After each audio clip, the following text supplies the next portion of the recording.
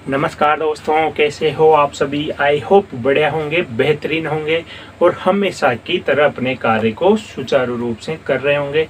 ठीक है दोस्तों, तो जुड़ जाइए मेरे साथ आज के सेशंस में। और आज के सेशंस में अपन बिल्कुल बेसिक से कंपाउंड इंटरेस्ट के बारे में बात करेंगे बच्चा, चक्रवृद्धि ब्याज। तो देखो, चक्रवृद्धि ब्याज क्या होता है। सबसे पहले समझो कि साधारण ब्याज क्या होता था। साधारण ब्याज क्या होता है? वह राशि जो मूलधन पर ली जाती है, वह राशि मूलधन पर ली जाने वाली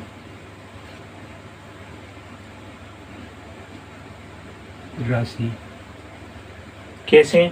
जैसे आज आपके किसी से आपने 100 रुपये उधार लिए और कल उसको 120 रुपये वापस लौटा रहे हो, तो इन दोनों में 20 रुपये का जो अंतर है ये क्या है बच्चा?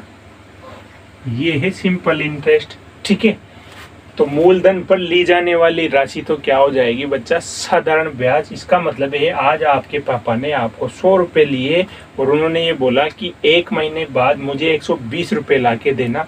तो जो 20 रुपये एक्स्ट्रा मांग रहे हैं वो क्या है? वो किसी निश्चित रेट से किसी निश्चित समय के लिए ली जाने वाली राशि साधारण ब्याज। चक्रवृद्धि ब्याज, इसकी बात करूं मैं, क्या होगा देखो। तो ये 20 रुपये जो एक्स्ट्रा लिए, ये तो क्या है बच्चा? ये है ब्याज। और जो 120 रुपये आपने उनको टोटल मूलधन प्लस 20 रुपये मिला के जो दिया है, ये क्या है बच्चा? ये है मिश्रधन। अगर इंग्लिश में बात करूं तो इसको बोलते हैं बच्चा अमाउंट। ठीक है, तो मिश्रधन क्या हो गया? यहाँ से मूलधन प्लस 20 रुपये आपने एडवांस दे दिए जोड़ के, तो मिश्रधन हो गया। चक्रवृद्धि ब्याज क्या होता है कि प्रथम वर्ष जो आपने टोटल राशि 120 रुपये दी, यानी कि ब्याज पर लगा ब्याज, यानी कि 120 रुपये यहाँ पर क्या हो जाएगा चक्रवृद्धि ब्याज के लिए बच्चा? मूलधन। अब इस पर ब्याज लगेगा, तो इस पर ब्याज लगेगा, इसका मतलब क्या है कि मिश्रधन पर साधारण ब्याज के मिश्रधन के रूप में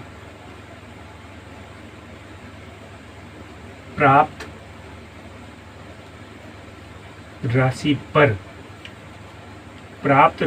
पर लगने वाला ब्याज क्या कहलाता है बच्चा? Compound interest. बात समझ में आई? मतलब यहाँ पे ब्याज क्या होगा कि जो 120 रुपया है उस पर लगने वाला ब्याज, यानी कि जो साधारण ब्याज के रूप में जो राशि प्राप्त हुई है वो चक्रवृद्धि ब्याज में किसका काम करेगी बच्चा? मूलधन का। यानी मतलब ये है चक्रवृद्धि ब्याज का। कंपाउंड ब्याज का मतलब है कि ब्याज के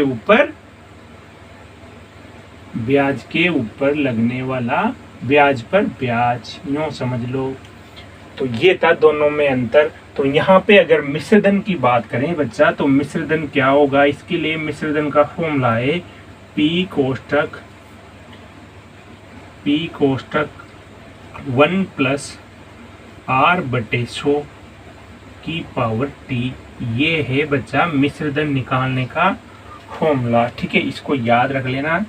चक्रवृद्धि ब्याज जब पढ़ेंगे तो मिश्रधन कैलकुलेट करने का फॉर्मूला क्या है? P × 1 + R की पावर T/100। ठीक है बच्चा, इसको नोट करिए। कुल बेसिक मैंने पढ़ा है कि साधारण ब्याज और चक्रवृद्धि ब्याज में अंतर क्या होता है। अब मैं आगे चलता हूँ इससे एक स्टेप, और अब अपन बात करेंगे कि ब्याज को किस तरह से, कोई राशि किस तरह से आपको उधार दी जा सकती है। इसको नोट डाउन करिए। अब चलते हैं इससे आगे। देखिए बच्चा, अब इससे आगे देखिए, अभी मैंने जो फॉर्मूला लिखा था मिश्रधन का, मिश्रधन अमाउंट क्या लिखा था? P × 1 + R/100 की पावर T। ठीक है बच्चा, तो मिश्रधन क्या होता है आपको पता है? मिश्रधन क्या होता है? मूलधन प्लस ब्याज, यही होता है बच्चा। तो तो अगर ब्याज की बात करें तो ब्याज क्या हो जाएगा, फिर देखो ब्याज क्या हो जाएगा, मिश्रधन माइनस मूलधन। तो ये तो साधारण ब्याज है, अपन को क्या निकालना है, चक्रवृद्धि ब्याज। तो वो क्या हो जाएगा, CI भी यही होगा, ब्याज तो वही होगा।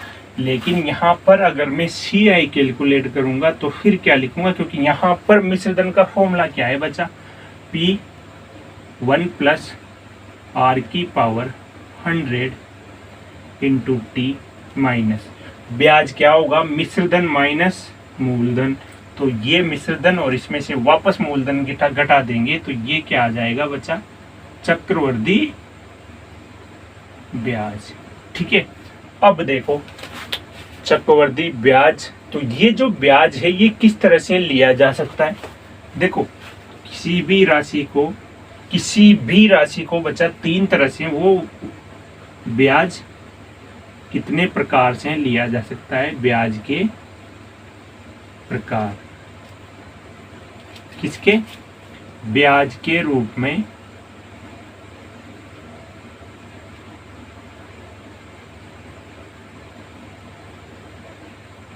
ली जाने वाली राशि कितनी तरह से ली जा सकती है।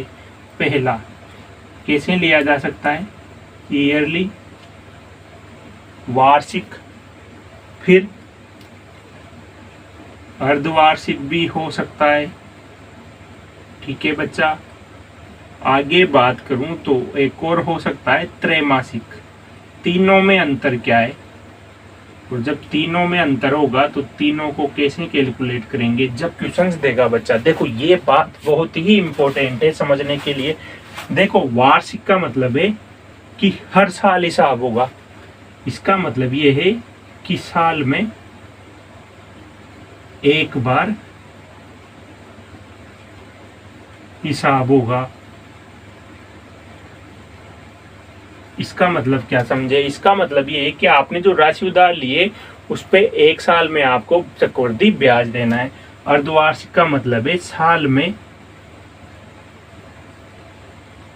2 बार, इसका मतलब 6 महीने में साल में आपको 2 बार ब्याज देना पड़ेगा, हर 6 महीने में हिसाब होगा।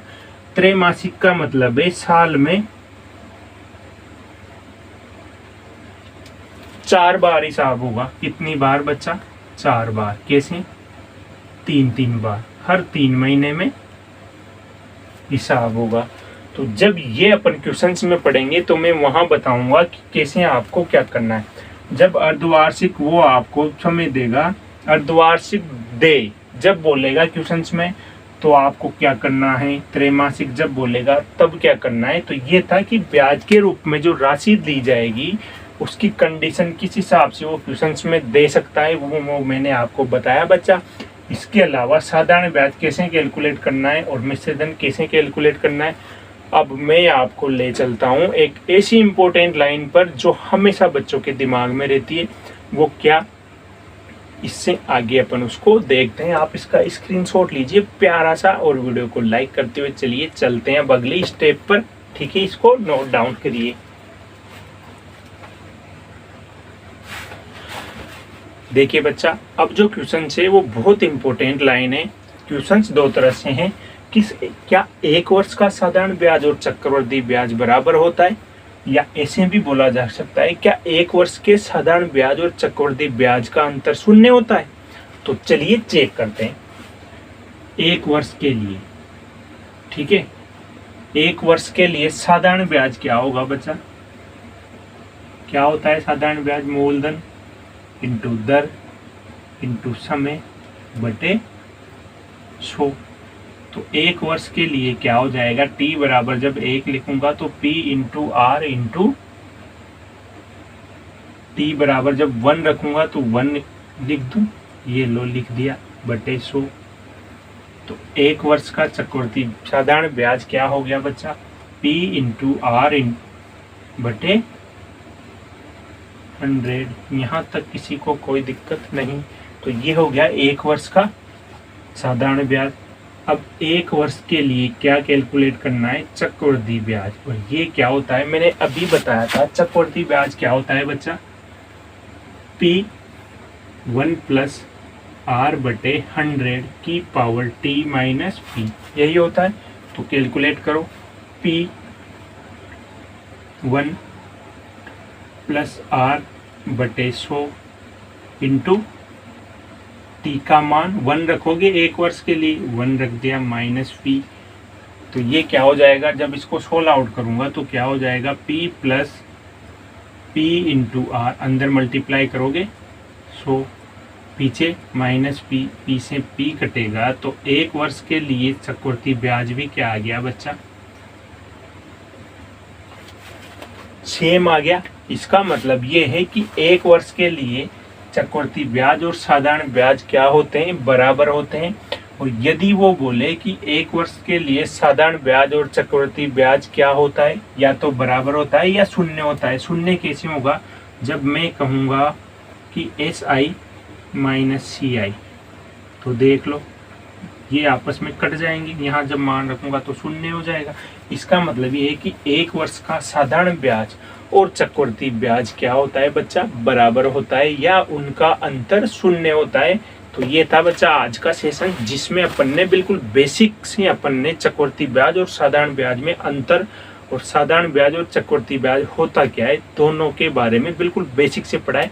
अगले सेशंस में अपन बात करेंगे चक्रवृद्धि ब्याज कितने प्रकार से अपन कैलकुलेट कर सकते हैं, कितने तरीके से आप चक्रवृद्धि ब्याज को कैलकुलेट कर सकते हो। ठीक है बच्चा, तो अगर सेशंस अच्छा लगा है तो आप इस वीडियो को ज़्यादा से ज़्यादा शेयर करें, लाइक करें। जो बच्चे चैनल पर नए हैं वो सब्सक्राइब कर लें, ताकि आगे आने वाले प्रत्येक वीडियो के नोटिफिकेशन आपको टाइम टू टाइम मिलते रहे बच्चा। ठीक है, मिलेंगे नेक्स्ट वीडियो में, धन्यवाद।